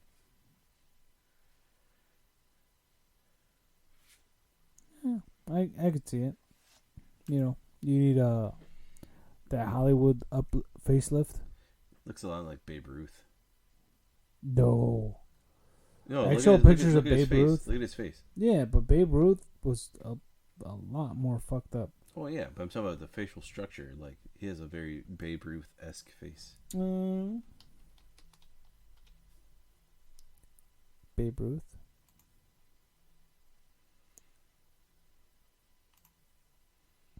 I don't know, dude. Babe Ruth was... Why are you going into shopping? I thought I was going to images. Here we go. Nah, dude, Babe Ruth was fucking goblin looking, dude. No, they have the same similar face, dude. No. Like right there, yeah, they have the same squared kind of. I guess it depends on the angle. Yeah, not But- that one. That one, he looks like a fucking goblin. Exactly. But that's just Depends the way, on the angle. That's just the way the picture was being taken. Yeah. You know. But like, look up John Dillinger. You know. John Dillinger. Yeah, for photos, just John Dillinger.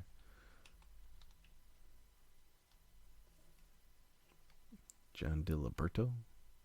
There you go. John Dillinger. Look, that's John Dillinger right there. What was that? That was the one that Christian Johnny. Bale. No, that was the one that Johnny Depp played. Hmm. No, the one that Christian Bale was Melvin Purvis, Okay, I can see Johnny Depp pulling and then this that's off. the chick who, what's her name played? Talia al Ghul. Yeah, Yeah, I can see. Yeah, Johnny Depp could definitely. well, Johnny pull Depp this off. fits this picture pretty good. Yeah, You know, and they're from the same area in Kentucky, which is pretty cool. yeah. And then, like, if you could look up Melvin Purvis, that was the one that Christian Bale played. He doesn't look anything like him at all, but there you go. Beck. I think it's P-U-R. P-U-R? Yeah, go back. Right there. Yeah, Purvis. Like, that was the dude. Oh, actually, yeah, not too bad. I can see the Christian Bale look No. A little bit. a little bit. Like, in that picture right there. Yeah. I mean, it's pretty good casting. Yeah. I feel like they did pretty good casting on the movie. Especially the dude who played J. Edgar Hoover. He did a pretty good job looking like him. Yeah. I don't know how we got into this, but we did. Well, we started talking about gangster movies. It stemmed off from the Boston, and then we went to the Departed, and now we're here, and we're getting close to that shot time. Yes, we will have a shot, and then we will kick it back up with our next episode that'll be coming after this one. Will be another campfire stories, I think, right? Mm-hmm. Yes, And what's gonna be on deck for that campfire stories? We're gonna do some Illinois, or Illinois. What the fuck? well, I don't know. No, we're not gonna. We're gonna be doing some Illinois. We're not gonna stuff. stay on Illinois haunted stories. Uh-huh. But like, we're gonna try to stay in range, Uh-huh. right? In Illinois. We're gonna do the gates of hell in the U.S. Uh-huh. We're gonna try to talk about the actual skinwalkers, not Skinwalker Ranch. Yeah. I'm gonna look up some Skinwalker stories, like maybe some chupacabra type shit. Well, no, here. So Haunted before we places. even get into this, so Mm. like in Mexico, like what's the chupacabra thing in Mexico? Because I feel like it's kind of different. Like there's been chupacabra things like in other parts of the country or other parts of the world. Like do you know of like the chupacabra thing in Mexico? And chupacabra in Mexico was not. Well, I wasn't living down there at the time, so I don't know how hard it hit when it actually hit. When it was like 96, 97. But the chupacabra really hit in the U.S. Yeah. Which was where I was at when I was growing up. But like I've seen chupacabra stories outside of the U.S. where they're like, oh yeah, you know, it's like a gut-soaking blood, like a cow blood-soaking alien. Mhm. You know, and then I've seen like TikToks or shorts where you see like a weird animal. It's like a dog, and then other ones are like, oh no, it's on two legs. Dude, it's Yeah. like it. Sometimes you see it looks like a wombat, like Yeah. a huge bat that just like scurries around the floor and then runs away. But you're like, dude, that's not in the U.S. That's like Africa type shit. Yeah. Or I don't know where wombats are from, but Well, wombats don't fly. They're actually a rodent in Australia. yeah, They're really small and short and fat, yeah, and they Short don't and they fat, don't get but up. they're that huge. Much. Yeah, So, I did a project on them. so there's that. You know, where they're like, you know, wombat. Hey, just some freaky shit. Like, and it's like really distraught, out of focus and all that. So Yeah. which we could get into. We're gonna talk about that. We're gonna talk about haunted places, which like we talked about room 1408. Mm-hmm. There's the We can't talk about Bobby Mackey's yeah place in Kentucky. yeah. So. There's folklore. We're gonna touch. We're gonna try to stay on topic with some of that stuff, but folklore is a wide variety of things. So Oh yeah. be aware of that. And then there's the Simpsons prophecies, which how many have come true so far? A lot of them. Yes. So I don't even want to put that into the Google search yet. We will save that for the episode because we could probably make that a whole episode if we wanted to. Yeah. So that's gonna be the comic relief of the next episode. I think the Simpsons prophecies one. Yes. Well, it'll be comic relief, but at the same time, it'll freak you out Yeah. because of how on many point things have they are. actually come true Yes. from watching The Simpsons over the past 30 years. Yes, because the Simpsons have been on air over 30 years. So Closer to 40, I think, by now. yeah, somewhat close. Because I think... They well, started no, in the 80s. yeah. So they're like 35, something Yeah. like that. I think 35 they years. started like when we were like little kids. Oh, dude, they started in like 80. I don't know. We'll have to look at it. Close. But It's close to- They're close to our age. Yeah. So, how many prophecies they've hit on? We're gonna try to hit on that. For example, just take it off the top, the Trump being president one. Well, and they predicted the coronavirus too. Also, so there's many more where that came from. So yeah, that's the next episode. The Campfire Stories Part 2. Part 2. Part 2. Part 2. So let's see. I just want to look it up real quick. What year? So it's 34 seasons. That's seasons. When did they air? Let's see. Probably like 84, 85. Oh man, no, probably like 80, 89. That's when The Simpsons aired? 1989 was the first year of The Simpsons. Holy shit. So they... Okay. So, yeah, I was 5. Yeah. So 30... Going on 33 years. And The they got Simpsons has 34 been seasons. Yeah. So they're one season ahead. Uh-huh. You know what I love about The Simpsons? The Halloween episodes. Oh, yeah, those were always really good, too. Yeah. The Treehouse. Yes. Yeah. So, closing off the episode, bachelor party. Yes. Where do we stand? We are going shark diving All right. in Florida. You twisted my arm. We're going to go here. This is how it's going to be. We're going to fly out Thursday morning. We're going to fly out to Jupiter, Florida. Hang out all Thursday. Just hanging out, have a good time. Friday, we're going to go out on the boat and do our shark diving experience, whatever. Come back to the house. Saturday, we're going to go to Miami. Miami. Yeah, because it's only an hour drive. That sounds Japanese to We me. go to Miami, have a good time, and then we fly home on Sunday. Okie dokie. Fresh and relaxed and ready to go. Boom. As Fresh Soder as a said- daisy. Soder said, "Okie dokie, I'm an idiot." Yeah. But I'm just saying, I feel like that's the best way to go about it. Mm. Okay? So, And whatever stupid shenanigans we get in Miami, we get in Miami. what happens in Miami stays in Miami. Yeah. Otherwise, Border Patrol's involved. Yeah. Anyway, this was the cleaning out the fridge episode. Yes. Where we're killing whatever we had left over from the last 17 episodes, 16 episodes. So then now we can start off fresh with something new. And we're going to kick it off with some campfire stories. Yes. And we'll figure out, a nice little beverage to go along with these campfire stories. Yes. So, we're going to do again another shot of Cabo Wabo. Cabo Wabo. What's on hand? All right, here we So- go. I'm glad I emptied half of a lime into this shot glass. You love it. Cheers. Cheers. Oh, and before we do this shot, make sure to follow us on Instagram, Facebook, Podbean, Spotify, all those other places. YouTube. And make sure that, we have tons of other people that we've been able to follow and learn from that are also in the podcast realm. Check them out and help them get their podcast to the places that we want to be.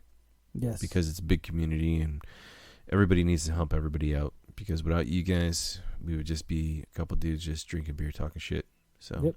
So and- like, share, subscribe, and let's help each other out. Exactly. Cheers. Cheers. And next time you hear from us will be Campfire Stories number 2. Good night, everybody.